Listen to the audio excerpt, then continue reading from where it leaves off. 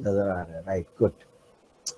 देखिए, आप जब लीडिंग करते हैं, लीडर बनते हैं और ऑर्गेनाइजेशन के अंदर आप लीडरशिप पोजीशन पे काम करते हैं, तो आपको कंटिन्यूअसली कुछ ना कुछ चेंज ऑर्गेनाइजेशन में लेकर आना पड़ता है for the betterment of the organization. कभी चेंज लेकर के आते हैं और कभी कोई इनोवेशन लेकर के आते हैं ऑर्गेनाइजेशन में। पूरे ऑर्गेनाइजेशन का जो पैराडाइम है वो शिफ्ट हो जाता है। जैसे आप अंदाजा कर सकते हैं कि जब IBM टाइपराइटर कंपनी से कंप्यूटर कंपनी बनी थी, ये कितना बड़ा चेंज था और कितनी बड़ी इनोवेशन थे जिसमें वो लेकर के आए और लोगों को उन्होंने उसमें ट्रांसफॉर्म किया। और जो लोग इस ट्रांसफॉर्मेशन प्रोसेस में नहीं सीख सके वो कंपनी से बाहर चले गए। ये हमेशा ऐसे ही होता है। आप देखिए कि dinosaurs were big, dinosaurs were strong, but they couldn't survive. Why they couldn't survive? Because they couldn't survive to the changes in their environment. उनके environment में change हो रहा था, वो अपने आप को इस तरह से change नहीं कर पा रहे थे, तो as a result dinosaurs extinct हो गए। तो दुनिया में strong species survive नहीं करती हैं, बल्कि adaptive species survive करती हैं। adaptive species वो हैं जो with the passage of time change के लिहाज से अपने आप को चेंज कर लेते हैं। तो अडाप्टिव स्पीशीज इस वजह से सरवाइव कर जाते हैं। जैसे ह्यूमंस हैं वो अडाप्टिव हैं, जैसे जैसे सर्कमस्टांसेस एनवायरनमेंट चेंज हो रहे हैं तो उसके हिसाब से अपने आप को अडाप्ट कर लेते हैं, इसलिए वो सरवाइव करते हैं। जो जो अडाप्ट नहीं कर सकते वो सरवाइव नहीं कर सकते।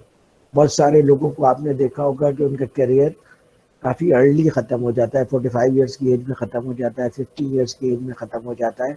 रीज़न है इसके ऑर्गेनाइजेशन में जो चेंजेस आ रहे हैं और जो चेंजेस एनवायरनमेंट में आ रहे हैं, उन चेंजेस को वो एक्सेप्ट नहीं कर रहे और उसके मुताबिक अपने आप को अडॉप्ट नहीं कर रहे। आज से कोई 20 साल पहले UBL की प्राइवेटाइजेशन हुई थी। प्राइवेटाइजेशन का नतीजे में बहुत सारे लोगों को उन्होंने VSS दे दिया, वॉलंटरी सेपरेशन स्कीम के तहत रिटायरमेंट दे दी। तो चूंकि उस बैंक में लोग काम करते थे रजिस्टर्स के ऊपर, तो उनको आदत थी रजिस्टर्स पे काम करने की, तो दूसरे बैंक्स ने उन लोगों को एक्सेप्ट ही नहीं किया। इसलिए एक्सेप्ट नहीं किया कि दूसरे बैंक्स तो कंप्यूटराइज चल रहे थे और जो कंप्यूटराइज नहीं चल रहे थे वो अपने आप को कंप्यूटराइज कर रहे थे, तो ऐसे लोगों की वहाँ पे जगह नहीं थी। इसी तरीके से जब आपके प्रोफेशन के अंदर नई चीज़ें आती हैं और आप उसे सीखते नहीं हैं, तो एज ए रिजल्ट क्या होता है कि आप पीछे चले जाते हैं और बाद वक्त डाई आउट भी हो सकते हैं कि भाई आप इस प्रोफेशन में मजीद काम नहीं कर सकते क्योंकि इस प्रोफेशन की जो रिक्वायरमेंट्स हैं, आप जो up to date current requirements हैं उसको आप फुलफिल नहीं कर रहे। तो इसलिए जब भी आप किसी प्रोफेशन में एंटर होते हैं, तो उस प्रोफेशन की जो रिक्वायरमेंट्स होती हैं उनको आप with the passage of time fulfil कर रहे होते हैं। और जैसे मिसाल के तौर पे आप सिविल इंजीनियर हैं, अब अगर बिम आ गया है तो यू नीड टू लर्न बिम। इसी तरीके से आप अगर किसी बड़े ऑर्गेनाइजेशन में काम कर रहे हैं, मैन्युफैक्चरिंग ऑर्गेनाइजेशन में काम कर रहे हैं, वो ERP इम्प्लीमेंट कर रहे हैं, SAP इम्प्लीमेंट कर रहे हैं, you have to learn that. अगर आप वो लर्न नहीं करेंगे, इसका मतलब है कि आप ERP इन्वायरमेंट में काम नहीं कर सकते। जब आप ERP इन्वायरमेंट में काम नहीं कर सकते, इसका मतलब है कि आप ऑर्गेनाइजेशन के लिए सरप्लस हो गए, रिडेंडेंट हो गए। अब आपके पास और कोई ऑप्शन बचेगा नहीं, तो इसके कि आप ऑर्गेनाइजेशन को छोड़ दें या ऑर्गेनाइजेशन आपको छोड़ दें। तो ये बड़ी अनप्रेजेंट सिचुएशन होती है, लेकिन ये कि किसी न किसी टाइम के ऊपर करियर में आपको खुदा न खास्ता इस किस्म की चीज़ का सामना करना पड़ सकता है। लेकिन आप जैसे लोगों को इंशाल्लाह इसका सामना नहीं करना पड़ेगा, बिकॉज आप लोग करियर प्रोफेशनल हैं, उसके बावजूद मज़ीद लर्निंग कर रहे हैं, मज़ीद चीज़ें सीख रहे हैं आप। इसका मतलब ये है कि आप कम्पीट करना चाहते हैं, आप you want to stay with time और स्टे अहेड ऑफ टाइम, इसलिए आप ये चीज़ें सीख रहे हैं। मिसाल के तौर पे मे भी आप में से बहुत से लोग ऐसे हों जो लीडरशिप पोजीशंस पे काम नहीं कर रहे या बिल्कुल बिगनिंग लीडरशिप पोजीशन पे काम कर रहे हैं, लेकिन आप एडवांस लीडरशिप के कॉन्सेप्ट्स पढ़ रहे हैं, तो ये आपको मिडिल मैनेजमेंट में और सीनियर मैनेजमेंट में हेल्प करेगा। आप क्या कर रहे हैं? आप आने वाले वक्त की तैयारी कर रहे हैं, आने वाले पोजीशंस की तैयारी कर रहे हैं, आने वाले चैलेंजेस की तैयारी कर रहे हैं। जब आप इस तरह की चीज़ों की तैयारी करते हैं तो फ्यूचर जो कि अनसर्टेन है उसको आप ज़्यादा बेहतर तरीके से एक्सेप्ट कर सकते हैं और वहाँ पे you can live comfortably in future. तो ऑर्गेनाइजेशंस में from time to time change के मैनेजमेंट चल रहा होता है। अब आप में से मैं कहूँगा जनाब कोई एग्जाम्पल दीजिए चेंज मैनेजमेंट किसी ऑर्गेनाइजेशन में चल रही हो, तो आप बताइए क्या चेंज मैनेजमेंट चल रहा है, कोई भी एग्जाम्पल दे दें आप लोग जहाँ पे चीज़ें चेंज की जा रही हैं, जिस तरीके से वो पहले करते थे अब उसको चेंज कर रहे हैं, बदल रहे हैं फॉर एग्जाम्पल। फिर उसके बाद आप देखें कि पीआईए, स्टील मिल, इन लोगों को आप में से हो सकता है कोई कोटा सिस्टम का बेनिफिशियरी हो तो इस वजह से वो कोटा सिस्टम पे दबाव नहीं करेगा। मैं कोटा सिस्टम के बहुत सख्त खिलाफ हूँ। वजह उसकी है कि कोटा सिस्टम में आप मेरिट पे एक आदमी है उसको छोड़ करके ऐसे आदमी को लेते हैं जो मेरिट पे नहीं है। जो आदमी मेरिट पे नहीं है उसको जब आप इंडेक्ट करेंगे और नीचे से ऊपर तक इसी तरह इंडेक्शन चलेगी तो ऑर्गेनाइजेशन को आप एफिशिएंटली कहाँ से चला सकते हैं। इस वजह से पाकिस्तान की ऑर्गेनाइजेशन एफिशिएंटली नहीं चल रही। पाकिस्तान की ऑर्गेनाइजेशन का डाउनफॉल उस वक्त आया जब कोटा सिस्टम को फॉर्मली 73 के आइन के बाद फॉर्मली इम्प्लीमेंट कर दिया। कोटा सिस्टम तो आपके आइन के आर्टिकल 27 के भी खिलाफ है, जो कहता है कि आप किसी भी जॉब के ऊपर एज, रेस, रिलीजन, बैकग्राउंड, इसकी बेसिस पे आप डिस्क्रिमिनेशन नहीं कर सकते। And quota system is a form of discrimination. उसके नतीजे में क्या होता है, जो लेस कैपेबल लोग हैं उनको इंडक्ट किया जाता है और जो कैपेबल लोग हैं वो इंडक्ट नहीं हो रहे। तो हाउ कैन यू एक्सपेक्ट कि स्टील मिल सही हो जाए या फॉर दैट मैटर केएमसी सही हो जाए या केडीए सही हो जाए।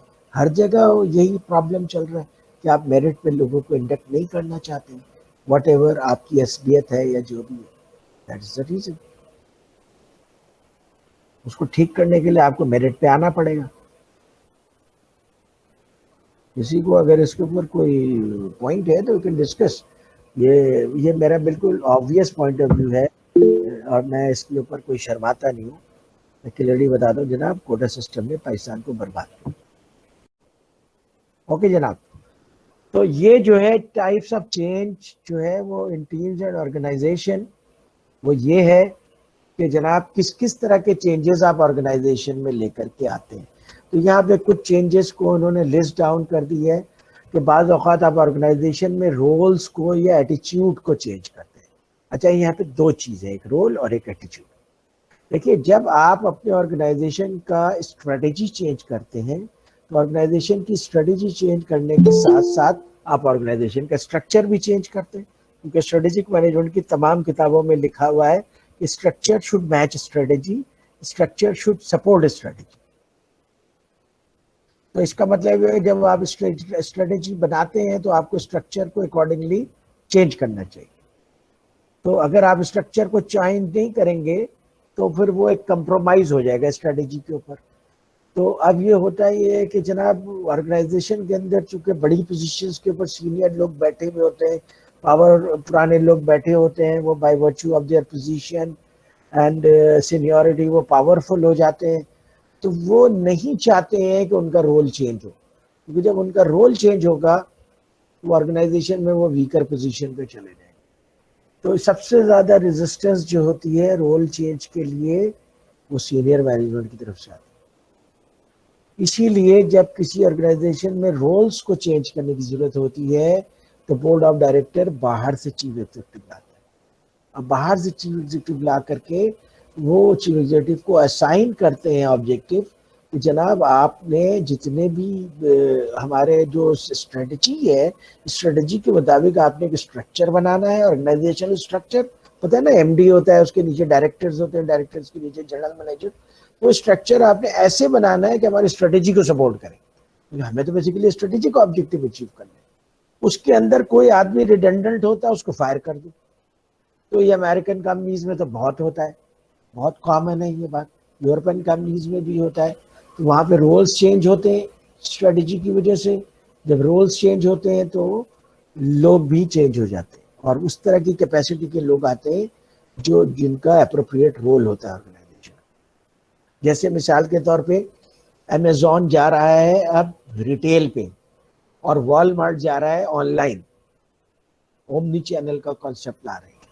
तो अब क्या कर रहे हैं, वॉलमार्ट के पास एग्जिस्टिंग तो लोग जो हैं, जितने भी सीनियर हैं, उनको ऑनलाइन का तजुर्बा नहीं है। तो वॉलमार्ट पूरी मार्केट से उन लोगों को हायर कर रहा है जिनको ऑनलाइन का तजुर्बा है, और उनको सीनियर पोजीशंस दे रहा है। एज ए रिजल्ट उन लोगों में और जो पहले से मौजूद जो सीनियर्स हैं उनके दरमियान टसल है, नेचुरल टसल है, क्योंकि दोनों के दरमियान जो है टग ऑफ वॉर होगी। तो पावर ऑनलाइन वालों के पास आती है या फिर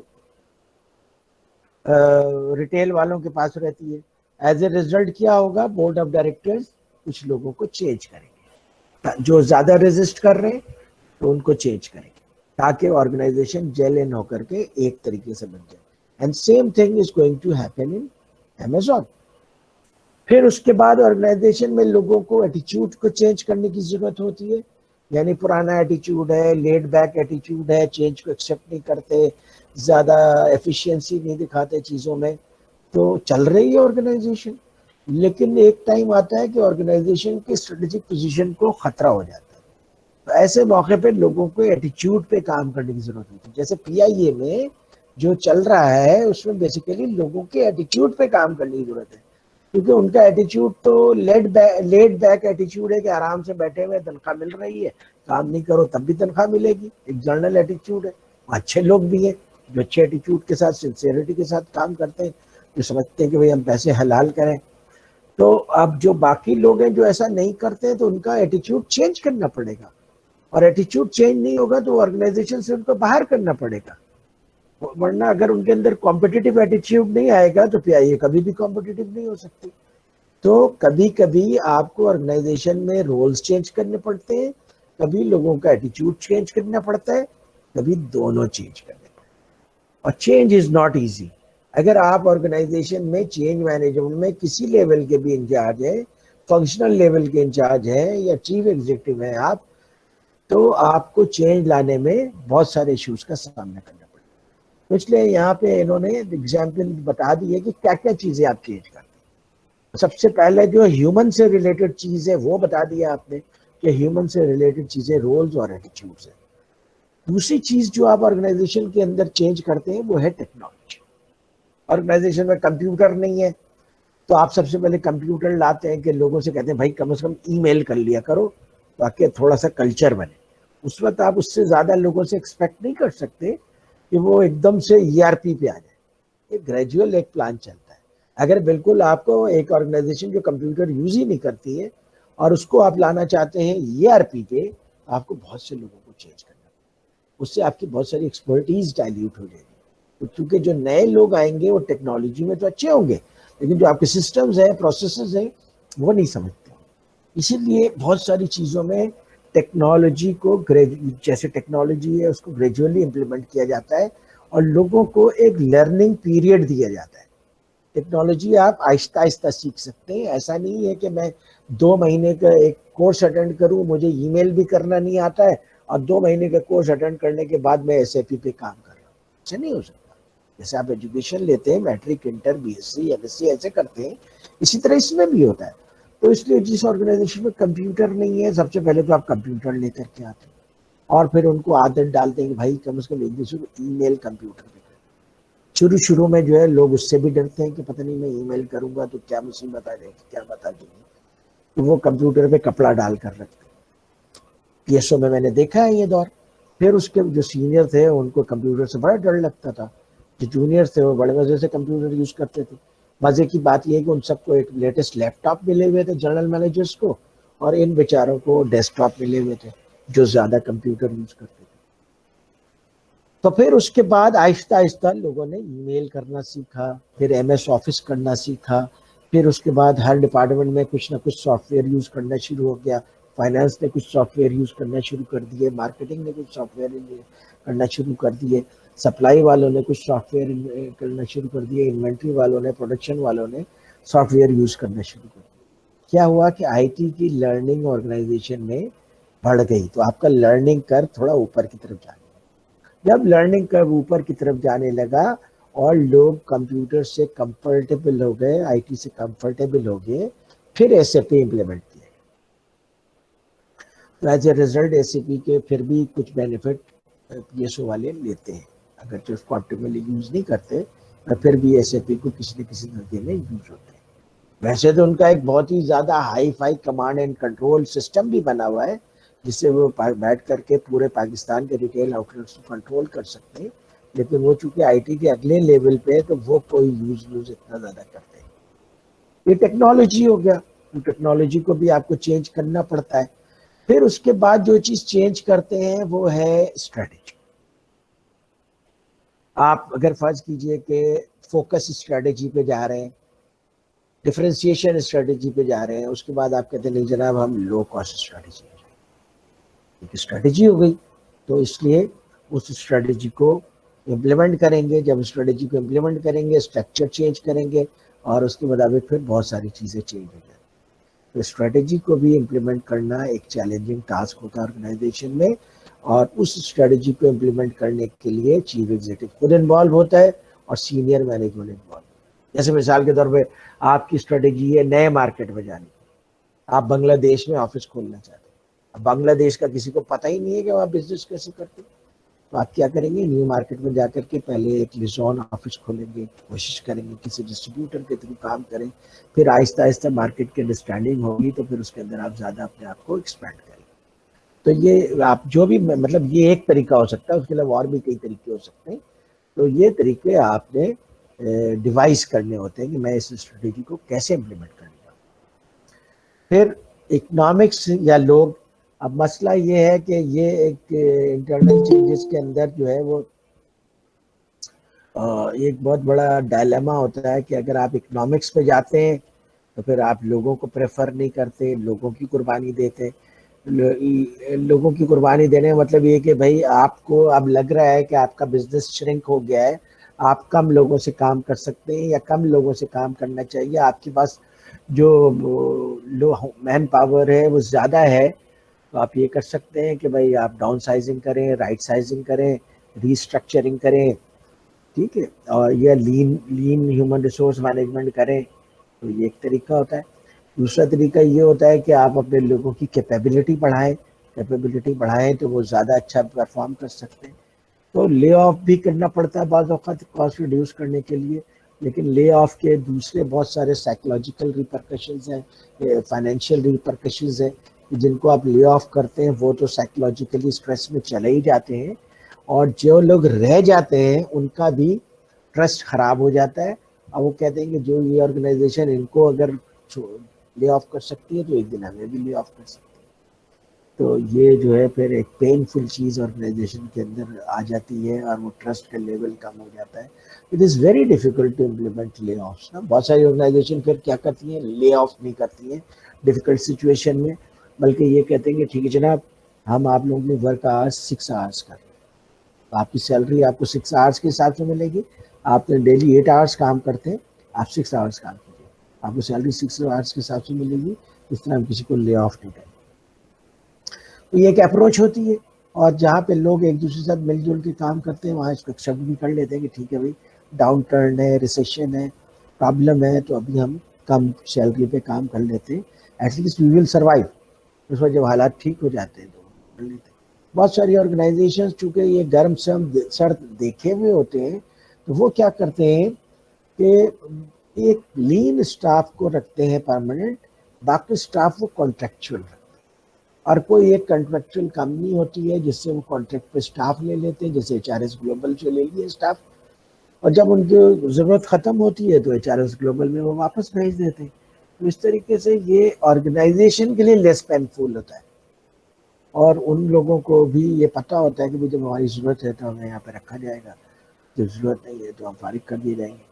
उसमें एक ऑप्शन ये भी होता है क्योंकि HRS ग्लोबल बहुत सारी कंपनीज के साथ काम कर रही है, तो यहाँ से कोई ले ऑफ होता है तो उसको दूसरी जगह लगा देते हैं। इस तरह करके वो मेकशिफ्ट अरेंजमेंट से काफ़ी बैलेंस कर लेते हैं। वरना एक्सट्रीम पोजीशन में जैसे आजकल कोरोना की पोजीशन है, बहुत सारी ऑर्गेनाइजेशन परमानेंटली ले ऑफ कर रहे हैं, और उसकी रिकवरी का तो अभी फिलहाल नियर फ्यूचर में इम्कान नजर नहीं आ रहा। अब चेंज प्रोसेस होता क्या, आप चेंज प्रोसेस को कैसे मैनेज करते हैं? चेंज प्रोसेस को मैनेज करने के 3 तरीके हैं। उसमें से एक तरीका लेवेंस मॉडल कहलाता है, लेवेंस मॉडल ये होता है कि जनाब आपने कोई चेंज लाना है ऑर्गेनाइजेशन के अंदर तो स्टेप वाइज लाइए, क्योंकि अगर आप ड्रास्टिक चेंज लाएंगे, पूरा ऑर्गेनाइजेशन को टर्न अराउंड करेंगे, ऑर्गेनाइजेशन के अंदर आमतौर पर ये कैपेसिटी नहीं होती है कि उस टर्न अराउंड को डाइजेस्ट कर सके। क्योंकि जिस तरह से टर्न अराउंड का प्रोसेस इस वक्त पीआईए में चल रहा है, तो ये पीआईए के लिए डिजास्टरस रिजल्ट्स भी ला सकता है, बल्कि ज्यादा पॉसिबिलिटी ये है कि पीआईए के लिए डिजास्टरस रिजल्ट लाएगा, क्योंकि बहुत अच्छे हाईली स्किल्ड लोगों को वो फारिग कर रहे हैं। फिर उसके बाद कोई स्किल मैट्रिक्स पे काम नहीं हो रहा कि जनाब ये स्किल के लोग चले गए हैं, कितने स्किल के लोग हमें चाहिए, और वो स्किल ऑर्गेनाइजेशन के अंदर है या नहीं है, स्किल इन्वेंट्री का वहाँ किसी को कॉन्सेप्ट नहीं है। फिर उसके बाद जब ये एक्सपैंड करेंगे और वो कहेंगे अब हम ज़्यादा जहाज ले लें और प्रॉफिटेबल हो जाए, तो उस वक्त उनका स्ट्रक्चर उनको सपोर्ट नहीं कर रहा। तो इसलिए मैं इनके चेंज मैनेजमेंट के प्रोसेस से कोई बहुत ज़्यादा मुतमईन नहीं हूँ मेरे हिसाब से। अल्लाह बेहतर जानता है, मैं तो आउटसाइडर हूँ, बाहर से उसको ऑब्जर्व कर रहा हूँ, मे भी वो ऐसा कर रहा है, ये उससे फ़ायदा हो जाए। तो असल में चेंज मैनेजमेंट प्रोसेस को लेविन जो वो करता है, लेविन्स का जो फोर्स फील्ड मॉडल है, वो ये कहता है कि जनाब आप चेंज को स्टेप्स में लाइए और क्या करें, ऑर्गेनाइजेशन की एक सिचुएशन है, स्टेबल सिचुएशन है, इक्विलिब्रियम सिचुएशन है, उसको इक्विलिब्रियम सिचुएशन को डिस्टर्ब कर दीजिए, अनफ्रीज कर दीजिए सिचुएशन को। मतलब कहने का ये हुआ कि लोग समझ जाएं कि अब कोई चेंज इम्प्लीमेंट होने जा रहा है, और उस चेंज को पहले से कम्युनिकेट कर दें, लोगों को पहले से ट्रेन कर दें, पहले से एजुकेट कर दें, और पहले से आप उनका एक मोटिवेशनल प्लान बना दें। तो इस तरह से उस चेंज को आप इम्प्लीमेंट कर दीजिए। तो ग्रेजुअल चेंज आपने इम्प्लीमेंट किया, आपके डिजायर्ड चेंज इम्प्लीमेंट हो गया, अब सिचुएशन को फ्रीज कर दें तो भाई अब दिस चेंज इज नॉर्मल। क्योंकि चेंज इम्प्लीमेंटेशन में एक चैलेंज ये होता है कि जिस वक्त आप इम्प्लीमेंट करते हैं तो लोग उसे एक्सेप्ट कर लेते हैं, आपके साथ होते हैं, लेकिन जब आप विड्रॉ होती है सीनियर मैनेजमेंट, वो चेंज भी दम तोड़ने लग जाता है। इसलिए यू मेक श्योर कि जिस जगह पे आपने फ्रीज किया है, ऑर्गेनाइजेशन जो है वो उस पोजीशन पे है या नहीं है, बैकवर्ड मूवमेंट तो नहीं हो रही है या किसी और तरफ तो डाइग्रेस नहीं हो रही। तो उसके बाद फिर कुछ अरसे के बाद जब ये स्टेबिलिटी आ जाती है, इक्विलिब्रियम आ जाता है, तो फिर आप चेंज मैनेजमेंट का अगला फेज इम्प्लीमेंट करते हैं। उन ऑर्गेनाइजेशंस में जहाँ पे ग्रेजुअल चेंज मुमकिन है, वहाँ के लिए ये बहुत अच्छा मॉडल है। लेकिन बहुत सारी ऑर्गेनाइजेशंस हैं उनमें ग्रेजुअल चेंज मुमकिन नहीं होती है, बहुत सारी चीज़ें एक साथ करनी पड़ती हैं, तो वहाँ पे फिर आपको डिफरेंट वो करना।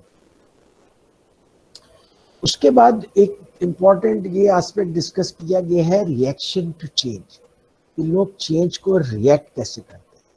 तो लोग चेंज को रिएक्ट करते हैं, उसके जो है वो 4 फेजेस होते हैं, 4 स्टेजेस होते हैं। ये देखिए, आप देखें कि यहाँ पे ये है denial, anger, morning and adaptation. जब कोई बड़ा चेंज आपके सामने आता है ना, शॉकिंग चेंज आता है जो साइकोलॉजिकली आपके ऊपर स्ट्रांगली इम्पैक्ट करता है, तो पहला रिएक्शन होता है डिनायल।